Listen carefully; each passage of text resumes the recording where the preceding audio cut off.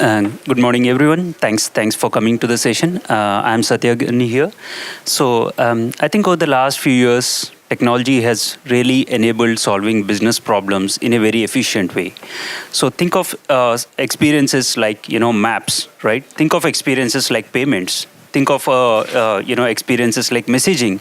The end user experience is so simple when a consumer is using it, whether you use Google Maps or payments like Stripe or messaging. But the underlying infrastructure is so complex to build and manage. So what we do at Applozic, akin to what Google provides for maps, similar to how PayPal and Stripe provides to payments, we provide the messaging infrastructure as a service customers.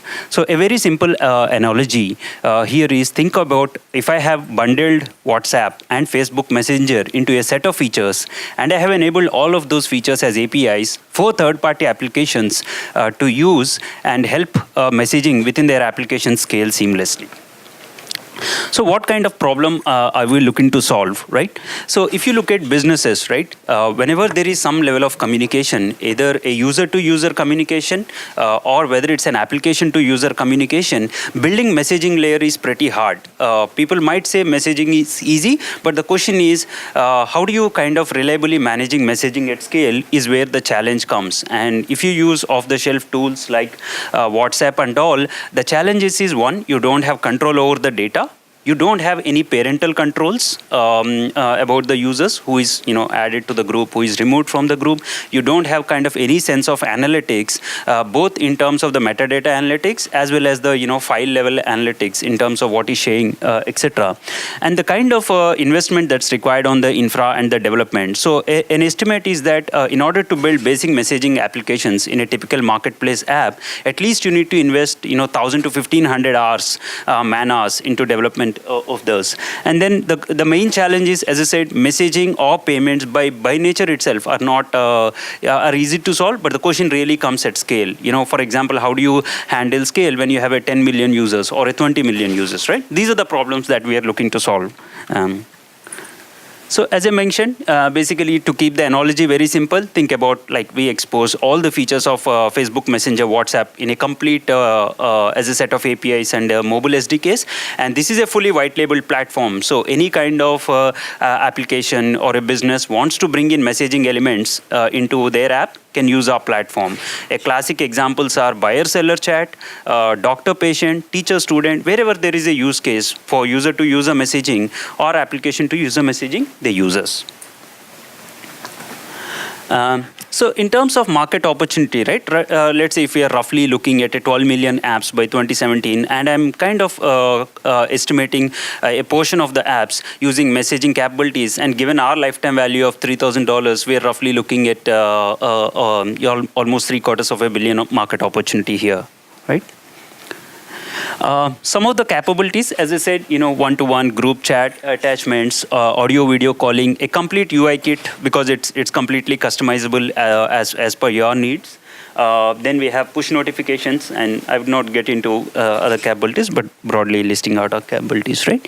So I think this is the slide I'm most proud about, right? If you look at our traction, we kind of launched the product around Q1 of last year, and since then we have been phenomenally growing. Right now we have close to 150 customers. We are at an annual run rate of 400K. And we are cash flow positive since January of this year, and we have kind of self-funded the business ourselves. That's been our traction. So quickly, some set of customers across the globe. We see event marketplaces, we see car marketplaces. We also see large infrastructure companies who provide contact center software. Given we are kind of a headless kind of an application, and we ourselves expose as an APIs. So whether it's a SaaS application or a B2B application or a B2C or a C2C application, we can seamlessly enable messaging for them. So just some testimonials from our good customers. So I think one of the major questions that keeps coming is, what's the distribution for us, right? Because we are a platform akin to Twilio, right? What Twilio does is it kind of wraps the voice and SMS and exposes API. We do the same thing for IP. So the primary distribution for us is actually end customers. So we have our own set of an inbound and a direct sales team who actually goes to customers, pitches our offering, right? That's how we are able to acquire some of these large customers. Other interesting channel for distribution for us is actually the different softwares. If you look at the help desk software or the contact center software or the IT help desk, right? The world is moving more towards a kind of a messaging wave, and a lot of these SaaS platforms, whether HR or other platforms, don't have the inherent messaging capabilities.